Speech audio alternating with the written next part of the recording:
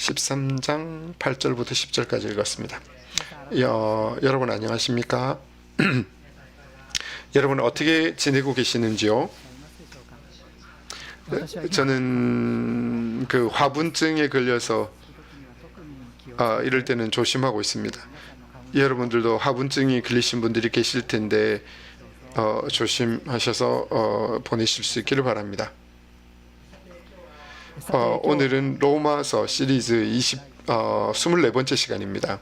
오늘은 13장 8절부터 10절까지 말씀을 통해서 이웃을 자신의 몸과 같이 사랑하라 라는 제목으로 배울 수 있기를 바랍니다.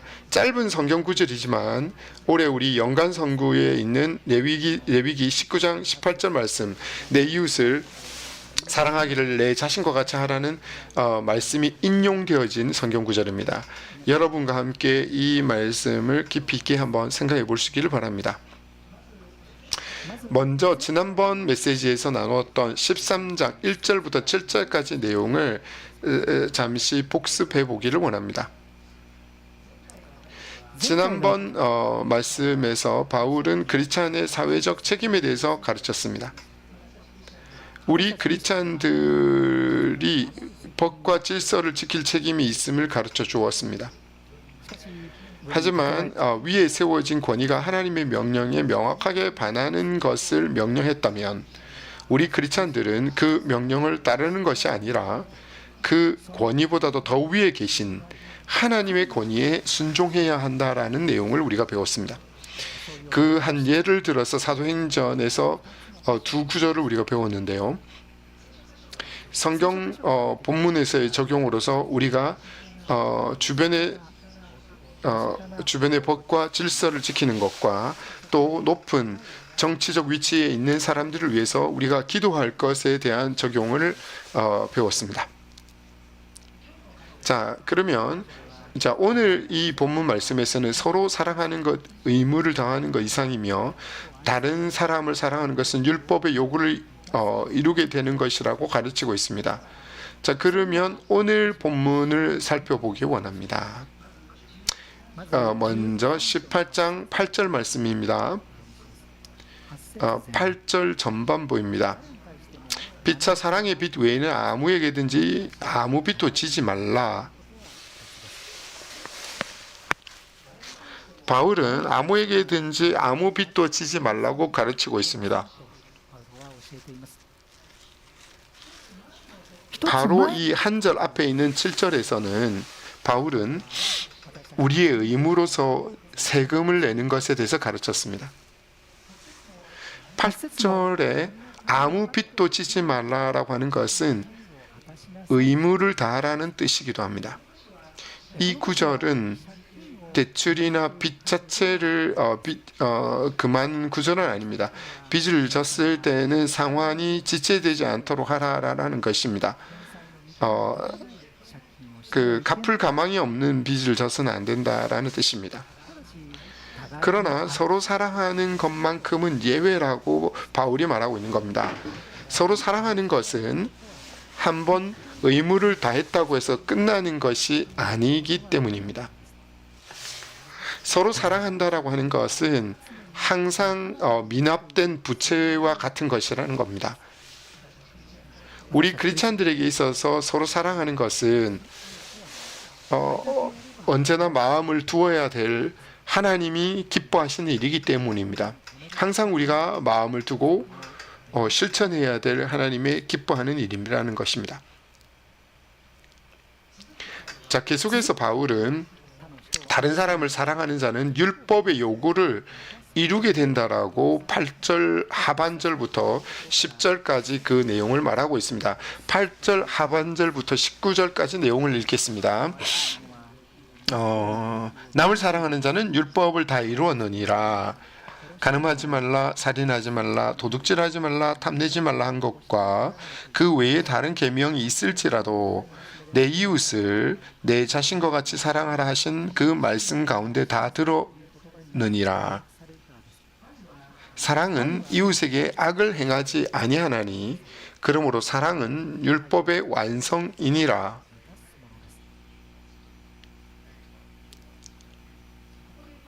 여기서 바울은 율법의 계명이 내 이웃을 내 자신과 같이 사랑하라는 말씀으로 요약이 된다고 말하고 있습니다.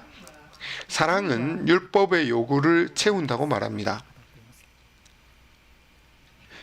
바울이 여기서 말하는 것은 예수님께서 말씀하신 것이기도 합니다.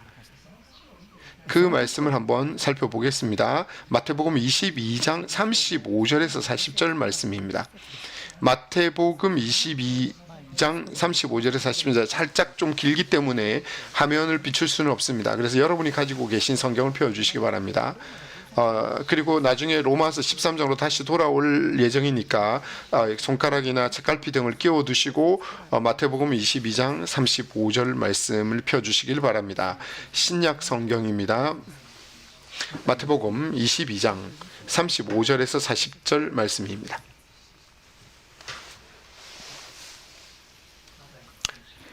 마태복음 22장 35절입니다. 읽겠습니다. 40절까지입니다. 그 중에 한 율법사가 예수를 시험하여 묻되 선생님, 율법 중에서 어느 계명이 크니까? 예수께서 이르시되 내 마음을 다하고 목숨을 다하고 뜻을 다하여 주 너의 하나님을 사랑하라 하셨으니 이것이 크고 첫째 되는 계명이요 둘째도 그와 같으니 내 이웃을 내 자신과 같이 사랑하라 하셨으니 이 두 계명이 온 율법과 선지자의 강령이니라. 예수님께서도 가장 중요한 계명으로서 하나님을 사랑하는 것과 이웃을 사랑하는 것을 가르쳤습니다. 이 두 가지 계명의 율법과 선지자의 모든 것이 달려 있다라고 말했습니다. 율법과 선지자의 전체라고 하는 건 구약 성경 전체를 말하는 것이기도 합니다.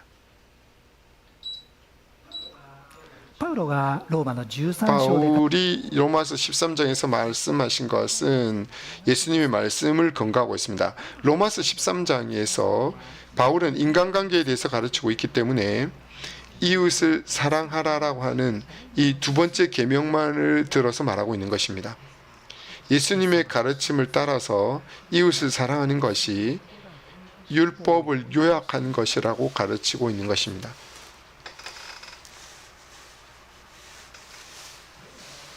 로마서 13장으로 돌아와 주십시오.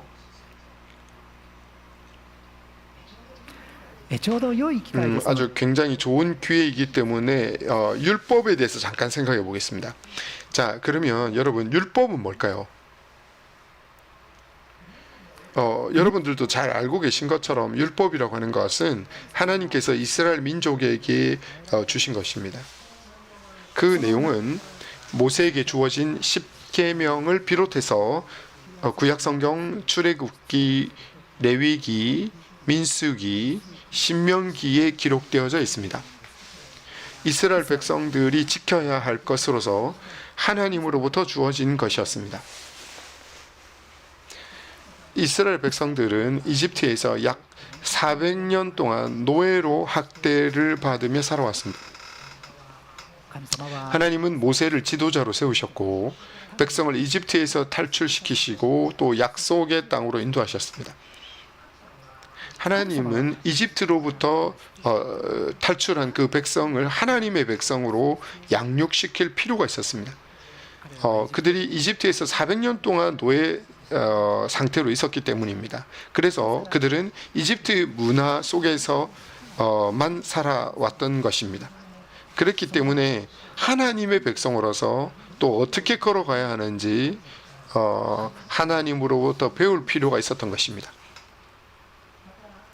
그리고 이 약속의 땅에 들어가서 나라를 세울 때 그 민족, 그곳에 살고 있는 민족으로부터 악영향을 받지 않도록 엄격하게 훈련받을 필요가 있었습니다. 그래서 하나님께서는 모세에게 주신 이 10계명을 비롯한 율법을 이스라엘 백성들에게 주신 것입니다. 하나님께서 율법을 주신 것은 이스라엘 백성을 막 이렇게 옥죄기 위한 그런 것들이 아니었습니다. 그런 것이 아니라 이스라엘 백성에게 행복을 주기 위한 것이었습니다. 신명기 4장 40절에 이렇게 기록하고 있습니다. 앞부분에 비추겠습니다. 신명기 4장 40절입니다. 오늘 내가 너에게 명하는 여호와의 규례와 명령을 지키라. 너와 내 후손이 복을 받아 내 하나님 여호와께서 너에게 주시는 땅에서 한없이 오래 살게 되리라. 이 말씀을 비롯해서 또 굉장히 많은 구절에서 하나님의 명령을 지키는 사람들은 하나님의 명령을 지키는 백성은 에게 복을 주기 위해서라고 기록하고 있습니다. 그렇기 때문에 레위기 19장 28절 내 이웃을 사랑하기를 내 자신과 같이 사랑하라 라고 하는 이 명령도, 이 계명도 하나님의 백성을 행복하게 하기 위한 것입니다.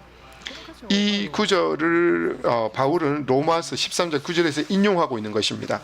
이 말씀은 하나님께서 우리 크리스천의 행복을 위해서 주신 것이라고 충분히 우리가 이해할 수 있습니다. 그렇기 때문에 한편 율법이라고 하는 것은 사람들을 그리스도께로 인도하는 초등교사, 몽학선생이라고 바울은 가르칩니다. 갈라디아서 3장 24절에 이렇게 기록하고 있습니다. 갈라디아서 3장 24절입니다. 이같이 율법이 우리를 그리스도께로 인도하는 초등교사가 되어 우리로 하여금 믿음으로 말미암아 의롭다함을 얻게 하려 함이라. 바울은 내 이웃을 내 자신과 같이 사랑하라라는 이 말씀으로 율법이 요약된다라고 말하고 있습니다. 이 계명을 구하면 구할수록 우리는 우리 자신의 힘으로는 할 수 없다는 것이 너무 분명해집니다. 이 계명은 예수님을 자신의 구주로 믿고 하나님의 도움을 받아야만 비로소 가능해지는 것입니다. 이 계명을 마주하면 할수록 우리는 예수님께 시선을 돌리고 예수님의 도우심을 받을 필요가 있습니다.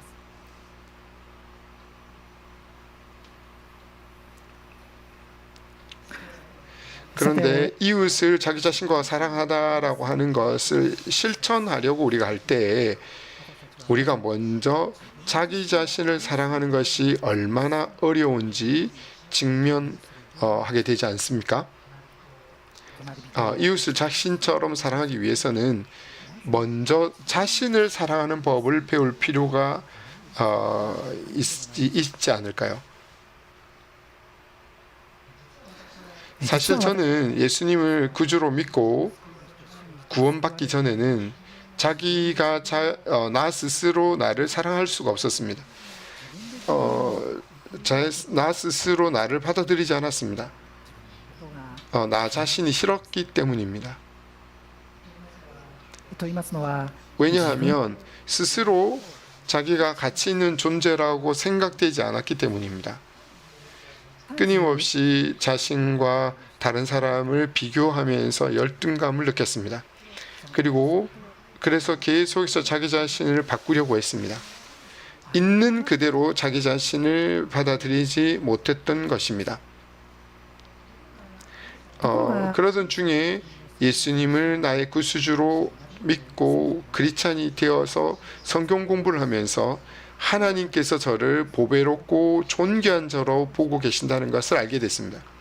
예수님께서 나의 구원을 위해서 자신의 생명을 희생하셔서 십자가에 달려서 돌아가셨다는 것을 알게 됐습니다. 진짜 하나님이 자신의 생명을 희생하실 정도로 하나님이 나를 사랑하고 계신다는 것을 깨닫게 된 것이었습니다. 예수님의 십자가로 인해서 하나님께서 나를 받아들여 주시는 것이라면 나 자신도 나 자신을 받아들여야 함을 느꼈던 것입니다. 하나님의 독생자를 희생시킬 만큼 하나님께서 나를 사랑하신다면 나도 나를 사랑해야 한다는 것을 깨닫게 되었던 것입니다. 우리 인간은 누구든지 하나님의 눈에 볼 때 보배롭고 존귀로한 존재입니다. 여러분들도 알고 계시는 것처럼 이사야 43장 4절에 하나님은 이렇게 말합니다. 내 눈에 너는 보배롭고 존귀하다라고 말씀하고 계십니다. 하나님께서 우리의 구원을 위해서 하나님의 독생자를 희생시킬 만큼 우리 한 사람 한 사람을 보배롭고 존귀하고 하게 보고 계시는 것입니다. 하나님께서 나를 어떻게 보고 계시는지 그것을 아는 것은 우리가 자기 자신을 사랑하는데 필수적인 것입니다. 그러나 우리들은 예수님의 십자가에 나타난 하나님을 사랑을 안다 할지라도 종종 자신의 마음이 따라가지 못할 때가 있습니다. 머리로는 이해를 합니다. 하지만 마음이 움직이지 않을 때가 있습니다.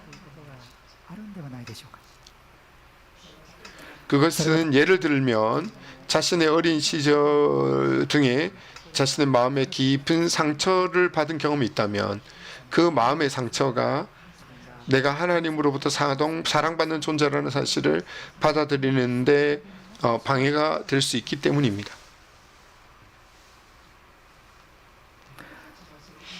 우리들의 셀프 이미지는 예를 들어서 어린 시절에 부모나 친구 등 또 주변 사람들로부터 어떤 대우를 받았느냐에 따라서 영향을 받습니다. 특별히 어린 시절에 스스로 자기 셀프 이미지를 확립할 수가 없습니다. 그렇기 때문에 부모님이나 친구와 같은 가까운 사람들의 영향을 강하게 받습니다. 가까운 사람들로부터 받은 그 사랑을 통해서 아이들은 미래의 건강한 셀프 이미지를 가질 수 있는 기초를 쌓게 되는 것입니다. 반대로 가까운 사람들로부터 사랑 없는 행위를 받았을 때도 큰 영향을 받게 되어버립니다.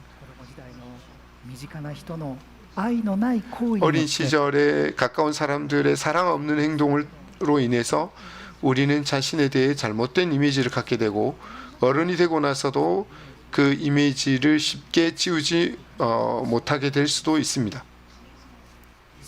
그렇기 때문에 예수님을 자신의 구주로 믿고 십자가를 통해서 하나님의 사랑을 배웠다 할지라도 머리로는 이해하지만 마음이 따라가지 못하는 일이 흔히 일어나는 일이라는 것입니다. 저의 경우도 저의 생모가 2살 때 돌아가시는 바람에 어린 시절에 어머니로부터의 사랑을 충분히 받지 못한 저의 과거가 있습니다. 예수님을 구주로 믿고 성경을 통해서 내가 하나님으로부터 사랑을 받는 존재라고 하는 것을 배웠다 할지라도 정말 머리로는 이해했습니다. 하지만 마음이 따라가지 않을 때가 있었던 것 같습니다. 반복해서 성경을 통해서 하나님이 나를 보배롭고 존귀한 자로 사랑한다는 것을 배워야 했습니다. 사실 지금도 여전히 저는 배우고 있습니다. 시간을 들여서 자기 자신을 사랑하는 법, 그리고 자기를 받아들이는 법을 배워가고 있다고 생각됩니다. 우리들은 예수님을 자신의 구주로 믿고 구원으로 인도되었습니다. 마찬가지로 자기 자신을 받아들이고 사랑하기 위해서도 우리들은 예수님의 십자가에 대한 믿음이 요구됩니다.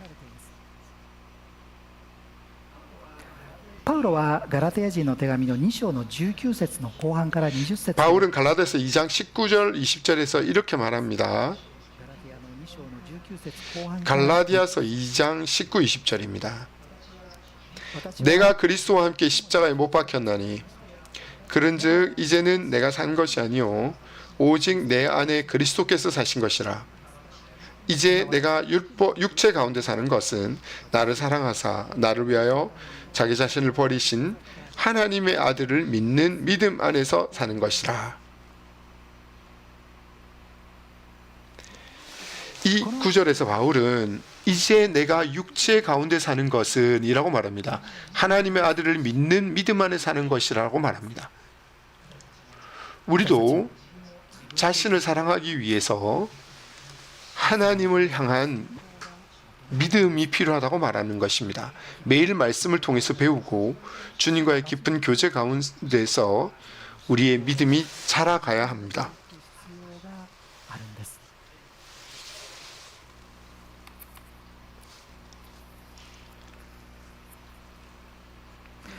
자, 그러면 마지막입니다. 자신을 사랑하는 법을 배우고 이웃을 사랑하는 법을 배우기 위해서 우리는 어떤 마음을 두어야 할까요?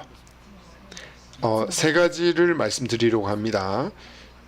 먼저 첫 번째는 우리를 위해 십자가에 죽으시고 우리에게 사랑을 나타내신 예수님에게로부터 눈을 떼지 말아라라는 것입니다.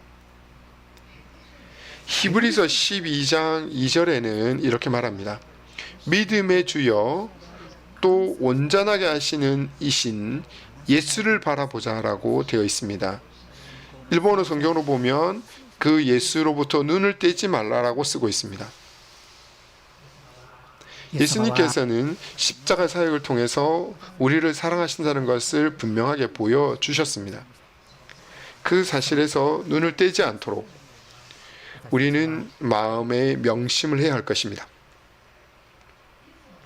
예수님의 십자가에서 눈을 돌려서 자신을 사랑할 근거를 다른 데서 찾는다면 우리는 자기 자신을 올바르게 사용할 수 없게 될 것입니다.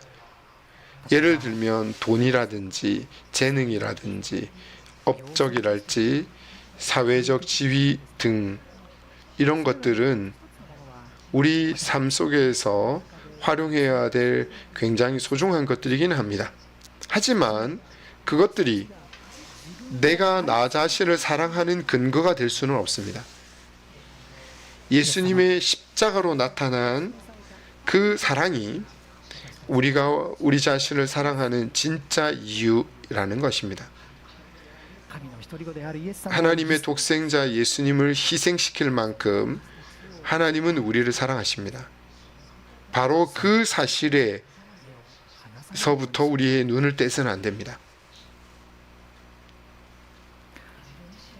자기 자신을 사랑하는 것을 배우기 위해서 또 다른 사람을 이웃 사랑하기 위해서 우리가 마음에 명심해야 될 두 번째 포인트입니다.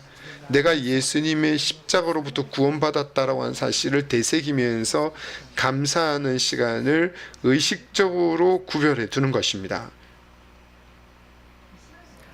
이스라엘 백성은 엿새 동안 일하고 7일째 되는 날을 안식일로 구별해서 지키라고 계명을 배웠습니다.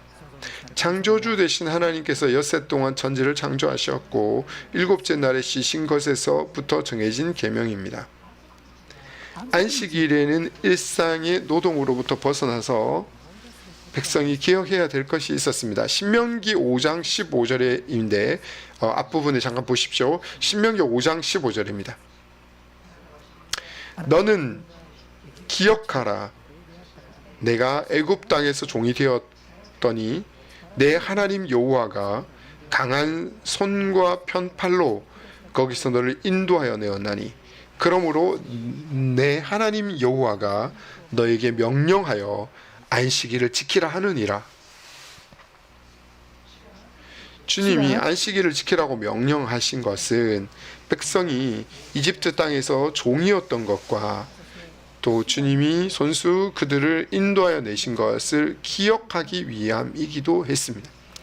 출애굽 사건을 떠올리고 기억하는 것은 이스라엘 백성들에게 하나님의 백성으로서의 원점이고 더할 나위 없이 소중한 것이었습니다. 주님께서 이스라엘 백성들에게 명령하신 것처럼 교회 시대를 살고 있는 지금 우리 크리스찬들도 또한 구원의 은혜를 돌아보고 감사하는 시간을 의식적으로 떼어놓는 것 굉장히 중요합니다. 내가 죄인으로서 형벌을 받았어야 했다는 것, 형벌을 받는 것이 마땅했다는 것, 그리고 예수님을 나의 구주로 믿어서 죄의 형벌로부터 해방되어졌다라고 하는 것을 정기적으로 기억하는 것은 우리 크리스찬의 원점으로 돌아가는 소중한 일이라는 것입니다. 구체적으로는 교회 예배의 가운데 생각할 수도 있을 것이고, 또 자신의 큐티 시간에 이것을 감사하는 시간을 가질 수도 있을 것입니다.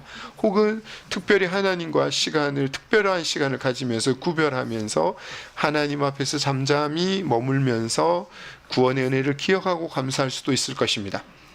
이런 시간을 따로 떼어내어서 하나님의 구원의 은혜를 되새기면서 다시 감사하는 시간을 갖는 것은 하나님이 나를 사랑하고 계시다라고 하는 것을 다시 한번 깨닫게 해줍니다. 그리고 하나님이 사랑하는 나 자신을 또 스스로 사랑할 수 있게 되어지는 것에 연결이 된다는 것입니다.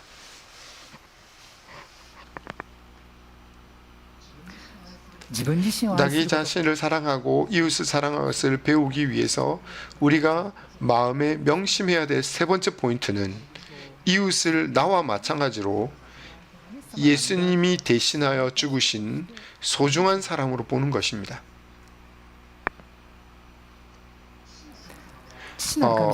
아버지 되신 하나님께서는 우리의 구원을 위해서 예수님을 이 세상에 보내셨고 십자가 사역을 통해서 우리를 향한 끝없는 사랑을 보여주셨습니다. 그것과 마찬가지로 우리의 이웃도 마찬가지로 아버지 되신 하나님께서 그 예수님의 십자가의 사역을 통해서 사랑을 나타내신 존재입니다. 그래서 우리도 우리 이웃을 그러한 존재로 볼 필요가 있다는 것입니다.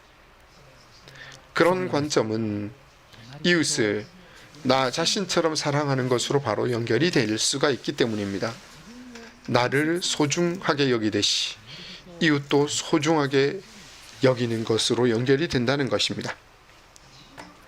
자신을 소중하게 여기듯이 이웃을 소중하게 여긴다라고 하는 것은 자신과 이웃 사이에 균형 잡힌 경계선을 유지하는 것이기도 합니다. 누가복음 10장에 보면 예수님이 말씀하신 선한 사마리아인의 비유가 나옵니다. 잠깐 여러분들 한번 기억을 되새겨 보십시오. 사마리아인들은 강도를 만났고 유대인을 보고 여기서 상처를 치료해주고 주막으로 데려다 돌보아 주었습니다. 하지만 다음날 이 사마리아인은 아직 완전히 낫지 않은 유대인을 남겨두고 주막을 떠나야 했습니다. 치료비를 부담하겠다고 했지만 자신의 일정을 다 취소하고 그 유대인이 나을 때까지 거기서 계속 돌본 것은 아니었다는 것입니다. 자신의 일정도 소중하게 생각했습니다. 상처 입은 유대인도 소중하게 생각했습니다. 그렇지만 균형 잡힌 경계선을 그었습니다. 예수님은 이 사마리아인의 모습을 통해서 이웃을 자신처럼 사랑하는 그 모범을 보여주신 것입니다. 여러분 정리하겠습니다. 이웃을 나 자신처럼 사랑하는 것, 이것을 우리가 하려고 하면 하려고 할수록 우리는 예수님에게서 눈을 떼지 말아야 할 것입니다. 예수님을 구하고 사모하면서 예수님과 함께 걸어가면서 조금씩이라도 전진해 나갈 수 있기를 바랍니다. 여러분 다 같이 기도하겠습니다.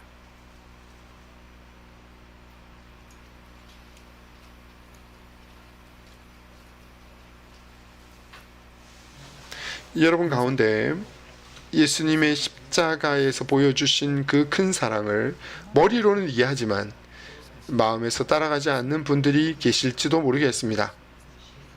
예수님이 십자가에서 나타나신 그 사랑이 우리 마음에 깊이 스며들도록 기도합시다. 예수님의 십자가의 역사를 통해서 나 자신을 사랑할 수 있게 되기를 각자 이 시간에 자신의 말로 기도하겠습니다.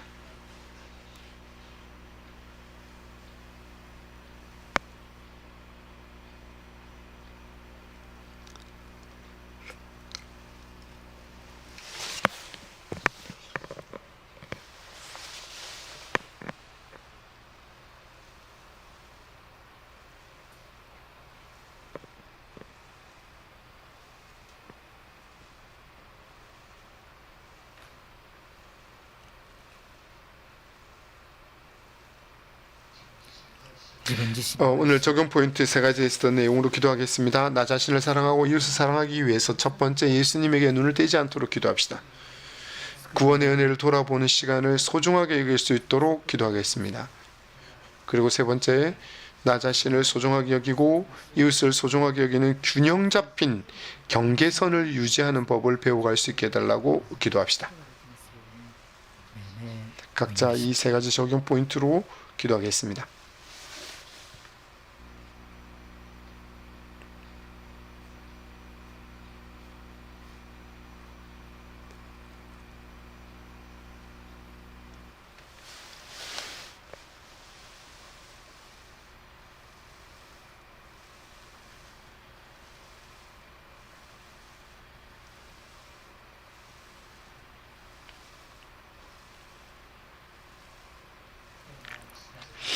사랑하는 하나님 아버지, 오늘은 이웃을 나 자신과 같이 사랑하라라고 하는 주제로 배웠습니다. 우리는 먼저 자신을 사랑하는 것에 어려움을 느낄 때가 있습니다. 예수님께서 십자가에서 보여주신 그 사랑을 머리로는 이해하면서도 마음이 따라가지 못할 때가 있습니다. 주님, 십자가에서 나타내신 그 예수님의 사랑이 우리의 마음에 스며들게 하여 주시옵소서. 하나님이 보여주신 그 사랑 때문에 우리 자신을 사랑할 수 있게 하시옵소서. 하나님, 당신이 주신 그 구원의 은혜를 되돌아보는 시간을 소중하게 여길 수 있게 하여 주시옵소서. 그리고 나 자신을 소중하게 여기고 이웃도 소중하게 여길 수 있게 하여 주시옵소서. 이웃과의 균형 잡힌 경계선을 지키는 법을 배워갈 수 있도록 도와주시기를 기도합니다. 이 모든 기도를 우리 주 예수 그리스도의 이름으로 기도드렸습니다. 아멘.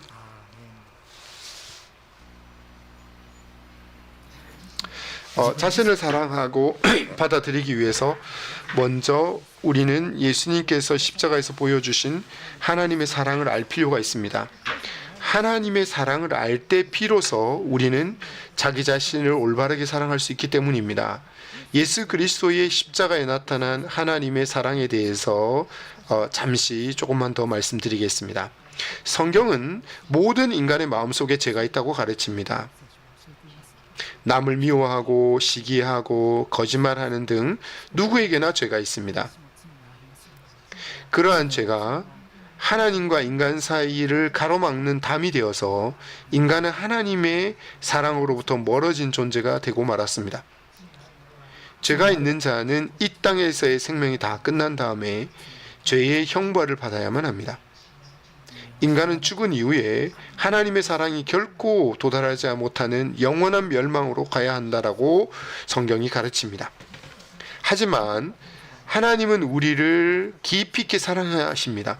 영원한 멸망으로 가지 않아도 되도록 우리의 죄의 형벌을 대신해서 받아주실 구원자를 바로 이 땅에 보내주셨습니다. 바로 그분이 예수 그리스도이십니다. 그리스도께서는 죄가 하나도 없었습니다. 하지만 십자가에 달려 죽으셨습니다. 그것은 원래라면 우리가 직접 받아야 했던 그 죄의 형벌을 대신 받기 위한 것이었습니다. 어떤 사람이라 할지라도 그리스도를 구세주로 믿는 그 사람은 바로 하나님으로부터 죄 용서, 죄 사함을 받을 수가 있습니다. 그리고 하나님의 사랑을 받아서 자신을 올바르게 사랑하는 배워 나갈 수 있게 됩니다.